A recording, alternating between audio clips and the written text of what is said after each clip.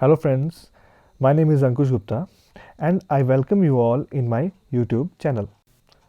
आज के इस वीडियो में हम डिस्कस करने वाले हैं power and function of election commission of India. So let's start the video. First of all we are going to discuss the introduction of election commission. So what it says, it is a permanent and an independent body established by the Constitution of India directly to ensure free and fair election in the country. तो इससे साफ साफ हमें ये पता चलता है कि जो इलेक्शन कमीशन है वो एक इंडिपेंडेंट बॉडी है और एक परमानेंट बॉडी है जिसे कॉन्स्टिट्यूशन ऑफ इंडिया के अंडर डायरेक्टली एस्टेब्लिश किया गया है. और इसे एस्टेब्लिश क्यों किया गया है? ताकि कंट्री में एक फ्री और फेयर इलेक्शंस को कंडक्ट किया जा सके. अब बात आती है कॉन्स्टिट्यूशन में जो इलेक्शन कमीशन है वो part 15 of constitution of India में ये चीज़ डिफाइन की गई है. और किस आर्टिकल के अंडर इलेक्शंस डिफाइन किए गए हैं? वो आर्टिकल है आर्टिकल 324. सो ये काफ़ी इंपॉर्टेंट है, काफ़ी बार क्वेश्चन में पूछा भी गया है कि जो इलेक्शन कमीशन है वो किस पार्ट के अंडर डिफाइन है और किस आर्टिकल के अंडर आता है. तो हमारा जो आंसर होगा वो है पार्ट 15 एंड जो आर्टिकल है वो है article 324.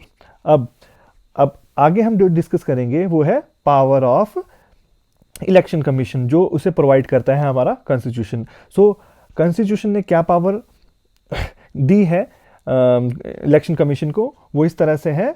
So it has a power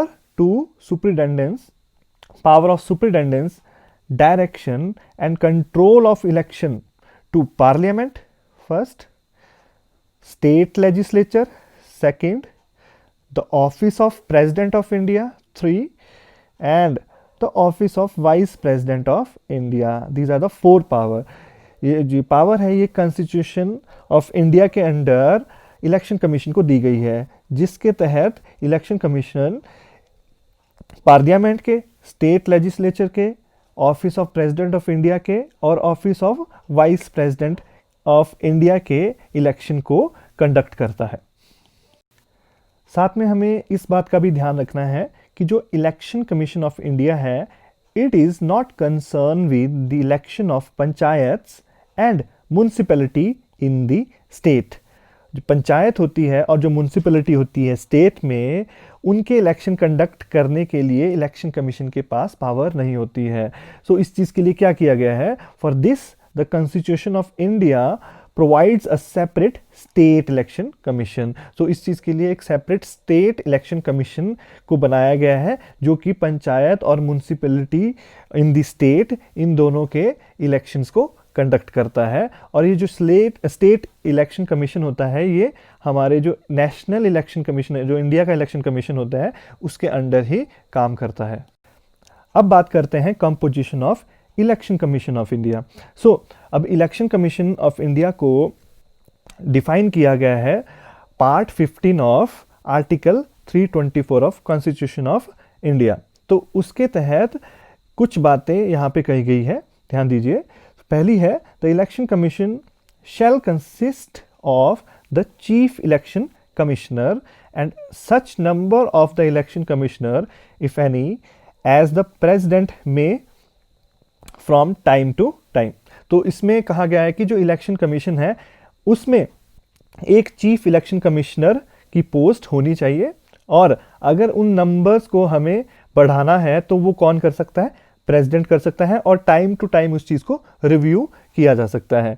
दूसरी बात, the appointment of the chief election commissioner and the other election commissioner shall be made by president. तो ये बात ध्यान रखने वाली है और ये काफ़ी बार पूछा जाता है कि जो हमारे इलेक्शन कमीशन के अंडर जो चीफ इलेक्शन कमिश्नर होते हैं और जो अदर इलेक्शन कमिश्नर होते हैं उनकी जो अपॉइंटमेंट की जाती है वो किसके द्वारा की जाती है? तो उस केस में जो हमारा आंसर होना चाहिए या होगा वो होगा प्रेसिडेंट ऑफ द इंडिया. तो प्रेसिडेंट ऑफ द इंडिया ही इनकी अपॉइंटमेंट करता है और वो ही डिसाइड करता है इलेक्शन कमीशन एक सिंगल बॉडी कमीशन होना चाहिए या फिर मल्टीपल बॉडी कमीशन होना चाहिए. और साथ ही when any other election commissioner is so appointed, the chief election commissioner shall act as a chairman of the election commissioner. So उस केस में क्या होता है कि अगर हमने कोई और जैसे कि करंटली अगर हम बात करें तो हमारे इलेक्शन कमीशन में 3 इलेक्शन कमिश्नर हैं, एक होता है चीफ इलेक्शन कमिश्नर और बाकी इलेक्शन कमिश्नर। तो इन केस अगर प्रेसिडेंट एक से ज़्यादा इलेक्शन कमीशन को अपॉइंट करता है तो जो चीफ इलेक्शन कमिश्नर होता है वो क्या एक्ट करता है, एज अ चेयरमैन एक्ट करता है। नेक्स्ट पॉइंट जो यहाँ पे डिस्क्राइब किया है उसमें लिखा है द प्रेसिडेंट में also appoint after consultant with the election commission such as regional commissioner as he may consider necessary to assist the election commission। so ये बात भी यहाँ पे बहुत इंपॉर्टेंट है कि अगर प्रेसिडेंट को कोई रीजनल कमिश्नर को अपॉइंट करना है तो उसके लिए भी वो इलेक्शन कमिश्नर की कंसल्टेंसी बहुत इंपॉर्टेंट समझी जाती है। प्रेसिडेंट कंसल्ट कर सकता है किसी इलेक्शन कमिश्नर को अगर उन्हें रीजनल लेवल पे भी किसी कमीशन को अपॉइंट करना होता है, जिसे हम रीजनल कमिश्नर कह सकते हैं। और स्टेट चीफ इलेक्शन कमिश्नर भी उन्हें बोला जा सकता है अगर हमें सेपरेट स्टेट को एक इलेक्शन कमीशन को अपॉइंट करना हो। और नेक्स्ट चीज जो ध्यान रखने वाली है the condition of service and tenure of the office of the election commissioners. तो ये दोनों चीजें हैं, ये डिसाइड की जाती है by the president of India. So the service, the condition of the service and the tenure of the office of the election commissioner or either of a regional commissioner, it shall be determined by the president of India। so ये जो next point है this is very very important point कि, और ये काफ़ी बार exam में पूछा जाता है कि जो ऑफिस टर्म होती है किसी भी इलेक्शन कमिश्नर की या रीजनल कमिश्नर की वो कितनी होती है और किस एज में उन्हें रिटायरमेंट मिलता है। तो यहाँ पे आप ध्यान से देख सकते हैं तो the office hold for a term of 6 year और until they attain a age of 65 year, 6 साल तक के लिए या फिर वे 65 ईयर ओल्ड की एज को अटेन करते हैं। जो भी पहले आता है, जो भी पहले आएगा उसी कंडीशन पे उनको रिटायरमेंट होता है। तो ये tenure of the election commissioner, जो इलेक्शन कमिश्नर होता है उनका टेन्योर 6 साल का होता है या फिर जब वो 65 ईयर एज के हो जाते हैं तब तक उनका टेन्योर रहता है as a election commissioner. Now from the inception in 1950, जब से इलेक्शन कमीशन बना है तब से आज तक काफ़ी सारे चेंजेस इस चीज़ पे लाए गए कि जो इलेक्शन कमीशन है वो एक सिंगल मेंबर बॉडी रहेगा या मल्टीपल मेंबर बॉडी रहेगा।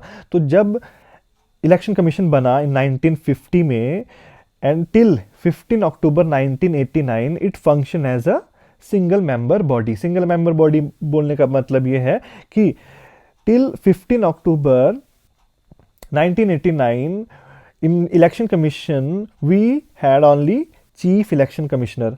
सिर्फ चीफ इलेक्शन कमिश्नर के अंडर ही सारे इलेक्शन को कंडक्ट किया गया। कब तक? 15 अक्टूबर 1989 तक। उसके बाद on 16 October 1989 president appointed what 2 more election commissioner. अब ये भी काफ़ी इंपॉर्टेंट पॉइंट है, मैं यहाँ पे बताऊंगा कि 16 अक्टूबर 1989 को प्रेसिडेंट ने 2 और इलेक्शन कमिश्नर को क्यों रखा या क्यों अपॉइंट किया। बिकॉज उस समय तक टिल 16 अक्टूबर 1989 जो मिनिमम एज थी, जिस एज पे हमें वोट देने का अधिकार था, वो थी 21 year. But after this date उस एज को क्या किया दिया, घटा दिया गया और वो करंटली अब वो एज क्या है, 18 ईयर ओल्ड। सो कोई भी भारत का नागरिक अगर 18 वर्ष का हो जाता है, if he attain the age of 18 year, he is eligible for the voting. So ये कब हुआ? 16 अक्टूबर 1989 को। और तभी प्रेसिडेंट ने क्या किया, 2 और इलेक्शन कमिश्नर को अपॉइंट किया गया। किस चीज़ के लिए? For assisting chief election commissioner. अब ये ज़्यादा देर तक रहा नहीं। उसके बाद क्या हुआ, इन जनवरी 1990 को प्रेसिडेंट ने क्या कर दिया, दे एबॉलिश्ड दीज 2 कमिश्नर। उन्होंने इन 2 पोस्ट को क्या कर दिया, खत्म कर दिया, अबॉलिश कर दिया। कब कर दिया? इन जनवरी 1990 को। उसके बाद अक्टूबर 1993 में president appointed to more election commissioner. And since then and till today, the election commissioner has been functioning as a multi-member body. So ये भी काफ़ी इंपॉर्टेंट है, जो हमारा इलेक्शन कमीशन है वो क्या है, एक मल्टी मेंबर बॉडी है which consist of 3 election commission. So ये काफ़ी इंपॉर्टेंट रहता है. और करंट अफेयर, अगर मैं करंट अफेयर की बात करूं तो जो हमारे करंट चीफ इलेक्शन कमिश्नर होते हैं और जो इलेक्शन कमिश्नर होते हैं उनके नाम भी काफ़ी इंपॉर्टेंट हो जाते हैं. तो अगर मैं बात करता हूं जो हमारे चीफ इलेक्शन कमिश्नर हैं उनका नाम है सुनील अरोड़ा. सो जो सुनील अरोड़ा हैं वो करंटली क्या सर्व कर रहे हैं, he is serving as a chief election commissioner of India. So इनके साथ ही इन्हें असिस्ट करने के लिए 2 इलेक्शन कमिश्नर भी इलेक्शन कमीशन के अंडर आते हैं. उनका नाम क्या है, जो सीनियर है उनका नाम है अशोक लावासा. सो जो फर्स्ट इलेक्शन कमिश्नर है उनका नाम है अशोक लावासा. एंड जो सेकंड इलेक्शन कमिश्नर है उनका नाम है, मैं यहाँ लिख देता हूँ, सेकंड इलेक्शन कमिश्नर का नाम है सुशील चंद्रा. सो जो सेकंड इलेक्शन कमिश्नर का नाम है सुशील चंद्रा. सो जो हमारे चीफ इलेक्शन कमिश्नर है उनका नाम है Sunil Arora. First election commissioner है अशोक लावासा जो सीनियर है, और जो सेकंड जो लेटेस्ट अपॉइंटमेंट है एज ए इलेक्शन कमिश्नर उनका नाम है सुशील चंद्रा. सो ये 3 है, ये मल्टी मेंबर बॉडी है इलेक्शन कमीशन की. उनके जो 3 इलेक्शन कमिश्नर है उनके नाम मैंने यहाँ पे आपको बता दिए हैं, और ये करंटली जो एग्ज़ाम होते हैं उनमें काफ़ी बार पूछे भी जाते हैं.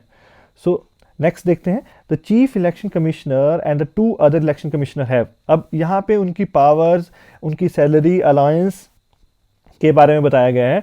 सो they receive equal salary, they have equal power. हम किन की बात कर रहे हैं, चीफ इलेक्शन कमिश्नर और साथ साथ जो इलेक्शन कमिश्नर होते हैं. तो उनकी सैलरी भी सेम होती है, उनकी पावर भी सेम होती है.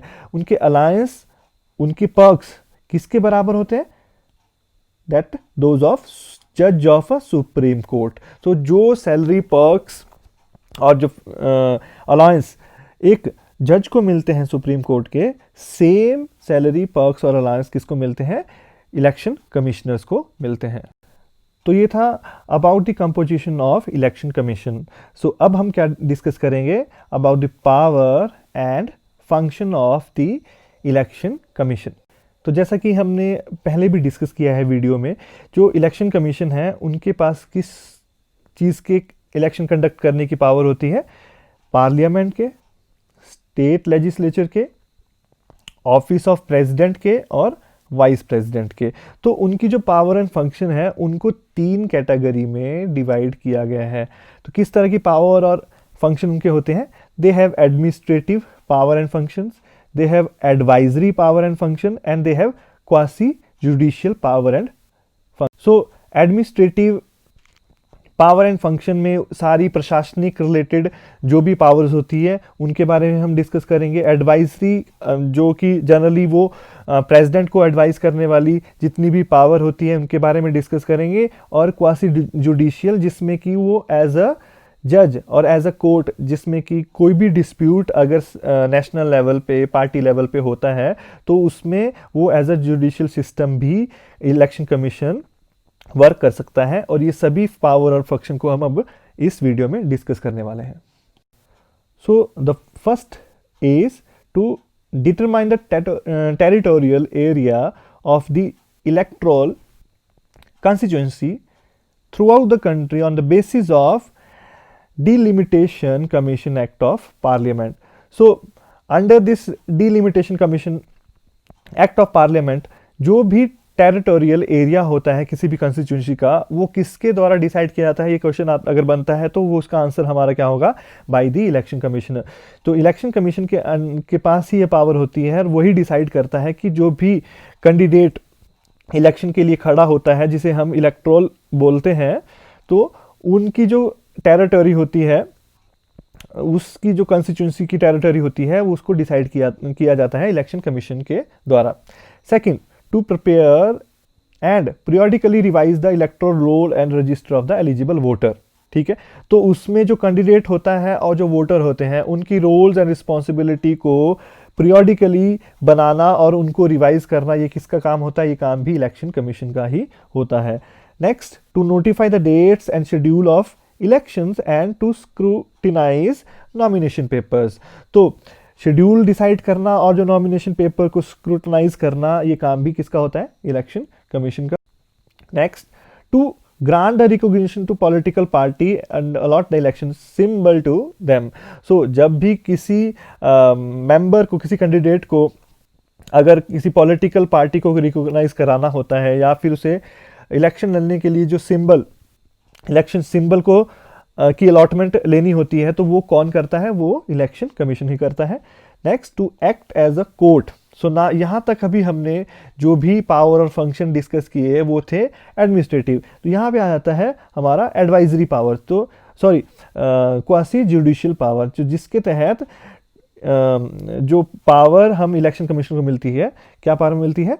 To act as a court for settling dispute related to granting of recognition to political party and allotment of election symbol to them. और जब भी किसी पॉलिटिकल पार्टी की रिकॉग्निशन की बात होती है या फिर इलेक्शन सिंबल्स को अलॉट करने की बात होती है, तब अगर कोई डिस्प्यूट आता है तो ये जो इलेक्शन कमीशन होता है वो act as a court act करके उस डिस्प्यूट को सॉर्ट आउट करने की पावर भी रखता है। Next, it to appoint officer for inquiry into dispute related to the electoral arrangements. तो उसके लिए अगर कोई ऑफिसर भी अपॉइंट करना होता है तो उसकी पावर भी इलेक्शन कमीशन के पास होती है।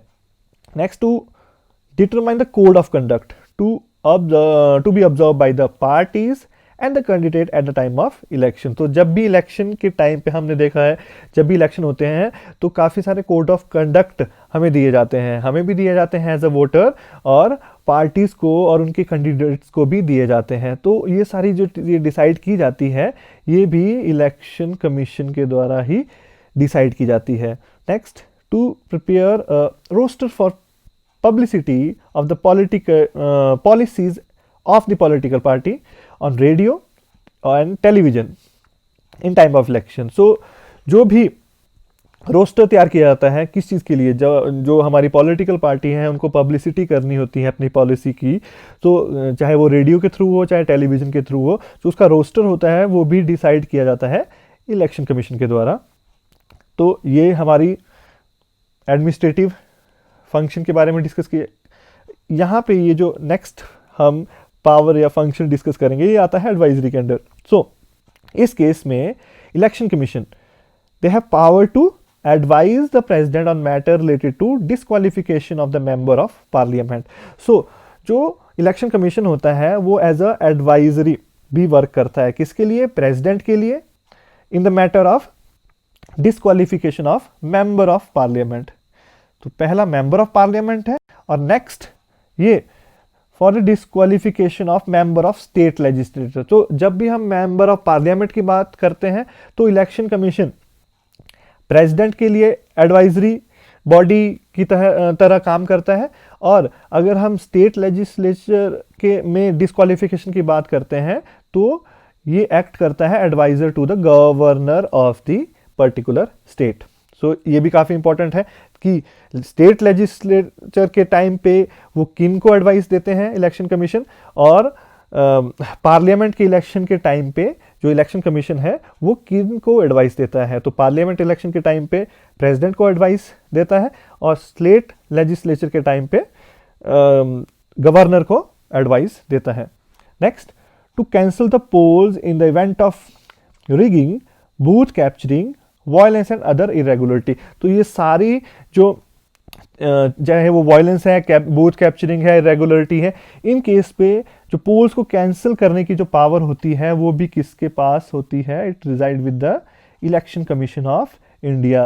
तो जब भी हमने पास्ट में देखा है कभी भी इलेक्शन कैंसिल होते हैं तो ये पूछा भी जा सकता है, तो उसको कैंसिल करने की जो पावर किसके पास होती है? वो पावर होती है इलेक्शन कमीशन के पास। Next, to request the president or the governor, president in the case of parliament, or governor in the case of state legislature for requisition of the staff necessary for the conducting election. तो अगर हमें किसी staff को appoint भी करना होता है, चाहे वो नेशनल लेवल पे पार्लियामेंट लेवल इलेक्शन की बात अगर करें या फिर हम स्टेट लेवल इलेक्शन की बात करें, तो उसकी रिक्वेस्ट जो इलेक्शन कमीशन है वो प्रेसिडेंट से कर सकता है। नेक्स्ट अगर हम बात करें, to supervise the machinery of the election throughout the country to ensure the free and fair election. तो मशीनरी अगर हम बात करें, जो मशीनरी हम यूज़ करते हैं eight the time of election, उसका जो सुपरविजन होता है थ्रू आउट द कंट्री, वो कौन करता है? Election commission. Next, to advise the president whether the election can be held in the state under the president rule in order to extend the period of emergency after 1 year.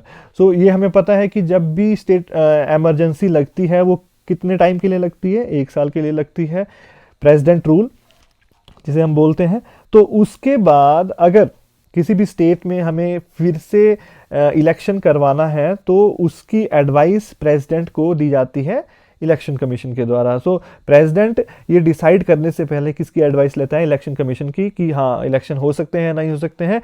तो नहीं तो वो उनके पास second option क्या रह जाती है? उस एमरजेंसी के पीरियड को एक्सटेंड करने की। बट हाँ, अगर उनको री इलेक्शन या इलेक्शन फिर से इलेक्शन करना है तो वो एडवाइस ले सकते हैं किसकी? Election commissioner. Next, to register political party for the purpose of election and grant them the status of national और state party on the basis of their poll performance. तो ये भी काफ़ी बार क्वेश्चन आता है कि जो भी पार्टी होती है, हाँ ये क्वेश्चन कुछ अलग तरह से भी बन सकता है, बट हाँ किसी भी पार्टी को स्टेट पार्टी या फिर नेशनल पार्टी का स्टेटस अगर ग्रांट किया जाता है, वो किया जाता है इलेक्शन कमीशन के द्वारा, और इलेक्शन कमीशन ही इन पार्टीज को रजिस्टर करता है फॉर द पोल। अब जो नेक्स्ट है, हाँ next, the election commission is assisted by the deputy election commissioner. ये इलेक्शन कमीशन की हायरार्की के बारे में हम डिस्कस करेंगे।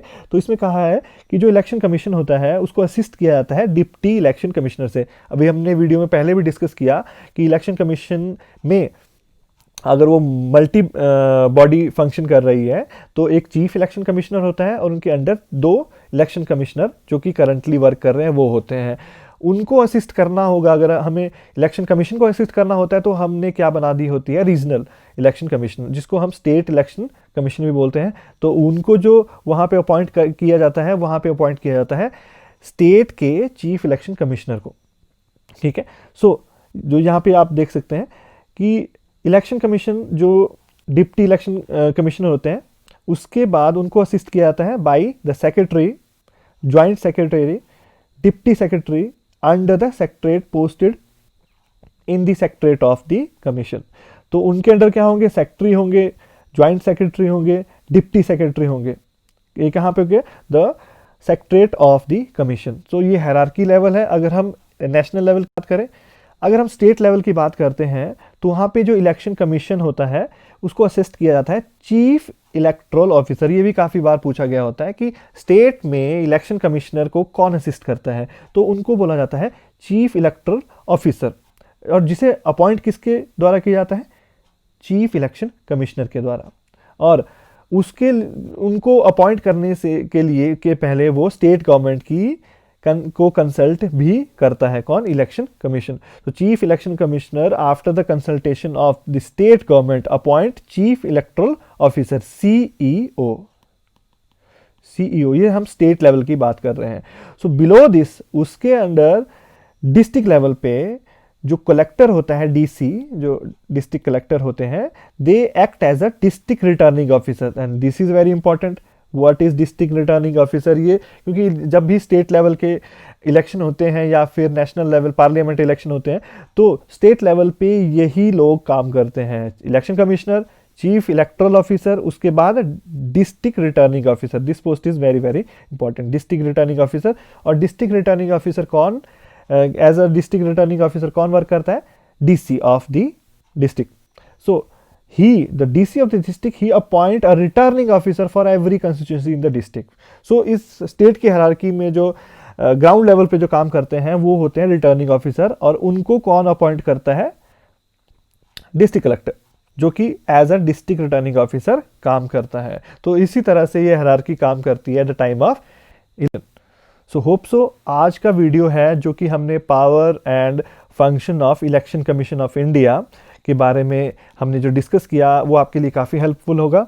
आने वाले एसएससी के एग्ज़ाम और स्टेट लेवल के एग्ज़ाम, पर्टिकुलरली एचपीएएस का जो एग्ज़ाम आने वाला है, उसमें भी एक या दो क्वेश्चन इस पर्टिकुलर टॉपिक से बन सकते हैं। So thank you for watching this video, and if you like the video, kindly subscribe the video, subscribe the channel, and don't forget to press the bell icon. Thank you very much.